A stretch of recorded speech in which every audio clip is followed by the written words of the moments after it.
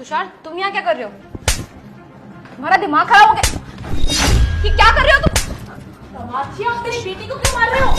दामाद जी, मैं आपसे कुछ पूछ रही हूँ। आपने मेरी बेटी को थप्पड़ क्यों मारा है? जीजा जी, माना कि आपका ओहदा हमारे घर में सबसे बड़ा है, हम आपकी इज्जत करते हैं, तो इसका मतलब ये नहीं कि आप हमारे ही घर में आके हम दोनों की आंखों के सामने मेरी बहन को चांटा मारोगे।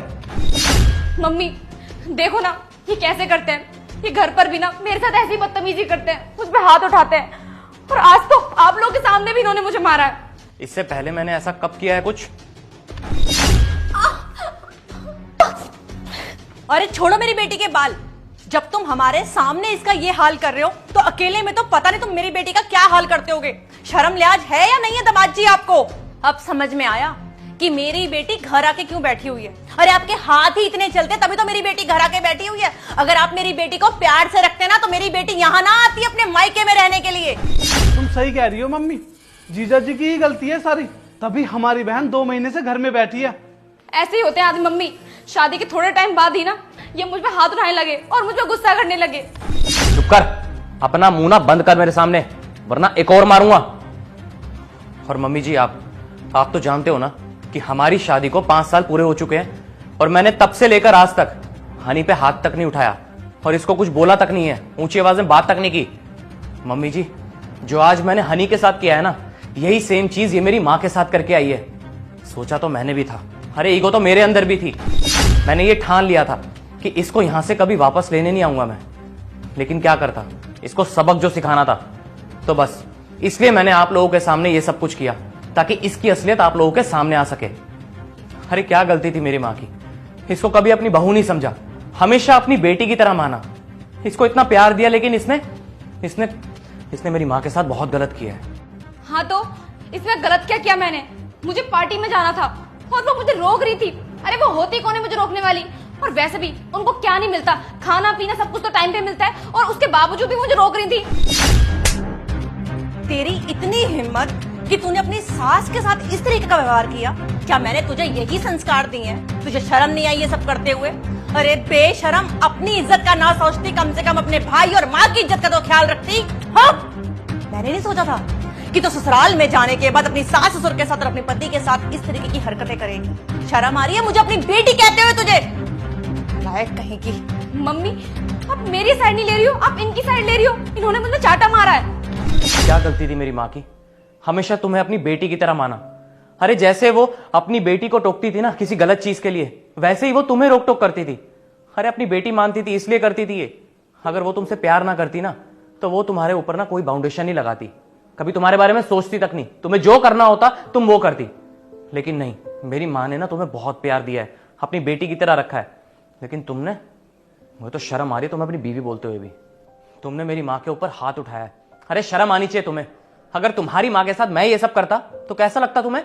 देखिए, भले ही मेरा तरीका गलत था, लेकिन मेरी इंटेंशन गलत नहीं थी। और आपने नहीं सोचा ये 2 महीने से आपके घर में आके बैठी हुई है, अपने मायके में बैठी हुई है, और आपका जमाई अभी तक इसको लेने नहीं आया। कुछ तो ऐसा हुआ होगा ना जो ये आपसे छुपा रही है। आप लोगों ने ये तक नहीं सोचा कि दामाद जी ने एक कॉल तक नहीं किया, हालचाल भी नहीं पूछा अपनी बीवी का। अरे मैंने क्या कुछ नहीं किया था, आप लोगों के लिए हमेशा खड़ा रहा। आप लोगों को कोई भी प्रॉब्लम होती थी, मैं हमेशा सबसे आगे रहता था। अरे आप लोगों को अपनी फैमिली समझता था मैं, लेकिन इसने कभी मेरी माँ को माँ समझा ही नहीं। दामाद जी, मैं मेरी तरफ से और मेरी बेटी की तरफ से आपसे माफी मांगती हूँ। जो भी मेरी बेटी ने किया है ना, बहुत गलत किया है। वैसे तो ये माफी के लायक नहीं है, पर फिर भी आप माफ कर देना मुझे भी और इस निकम्मी को भी। और मैं उम्मीद करती हूँ कि आज के बाद ये गलती दोबारा नहीं दोहराएगी। शायद इसको अब तो अकल आई गई होगी इतनी बड़ी गलती करने के बाद तो।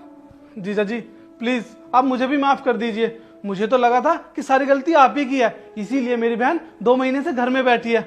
लेकिन जब आज आपने सच्चाई बताई तो मुझे पता चला आखिर गलती तो इसी की है। प्लीज आप मुझे माफ कर दीजिए। ठीक कह रही हो मम्मी आप। अगर हम अपनी औलाद की गलतियों को नजरअंदाज करना स्टार्ट कर दें तो रिश्ते खराब हो ही जाते हैं। कभी ना कभी तो आगे जाके उनकी परवरिश, उनके संस्कार सामने आ ही जाते हैं, जैसे कि इसके आए। और तुम 2 महीने से इस घर में पड़ी हुई हो, तुमने ये नहीं सोचा कि कभी ना कभी तो अपने पति की जरूरत तुम्हें पड़ेगी ना। और आप लोग हो सके तो मुझे माफ कर देना। मेरी बिल्कुल भी इंटेंशन नहीं थी आप लोगों को हर्ट करने की। बट मेरे पास और कोई रास्ता नहीं था इसको सबक सिखाने के लिए। तो हो सके तो आप लोग भी मुझे माफ़ कर देना। और हाँ, अगर आप लोगों को ये लगे कि ये माफ़ी मांगने के लायक है तो इसे भेज देना आप, या मुझे कॉल कर देना, मैं लेने आ जाऊँगा। आप रखिए इसे अपने पास। तुषार, तुषार प्लीज मुझे माफ कर दो, मुझसे बहुत बड़ी गलती हो गई। पता नहीं मुझे उस दिन क्या हो गया था, मैं पार्टी में जाने के लिए इतनी पागल हो गई थी कि मुझे कुछ समझ नहीं आ रहा था और मैंने तुम्हारी मम्मी पे हाथ उठा दिया। मुझसे बहुत बड़ी गलती हुई है, मुझे माफ कर दो। मैं प्रॉमिस करती हूँ आज के बाद कभी भी ऐसा कुछ नहीं करूंगी। I am really sorry. दामाद जी, ये आज के आज ही आपके साथ जाएगी, क्योंकि अब मैं इसको इस घर के अंदर 1 सेकंड के लिए भी रुकने नहीं दूंगी। अपना सामान पैक कर हनी, और दामाद जी के साथ यहां से जा अपने ससुराल। तेरा असली घर वही है, ये नहीं। आई बात समझ में? और एक बात और मेरी कान खोल के सुन ले, आज के बाद मैं तेरी ये गलतियां दोबारा ना सुन लूं, और कभी भी तू इस घर के अंदर आए ना तो ये सोचकर आना कि मैं अपने मायके जा रही हूं सिर्फ 1-2 दिन के लिए। ये 2-2 महीने के लिए आने की जरूरत नहीं है, समझ में आया ना? अपने माँ बाप की इज्जत छोड़ के अपने सास ससुर की इज्जत करना सीख। आई बात समझ में? मैं आज के बाद तेरी कोई भी गलती बर्दाश्त नहीं करूंगी। जैसे तू अपने माँ बाप की इज्जत करती है ना, वैसे ही अपने सास ससुर की इज्जत करियो। जा, तू फटाफट सामान पैक कर अपना, जाके जा। दामाद जी आप बैठिए, मैं चाय बनवाती हूँ। आइए जीजा जी, आप बैठिए, आपके लिए चाय मैं बना के लेके आता हूँ।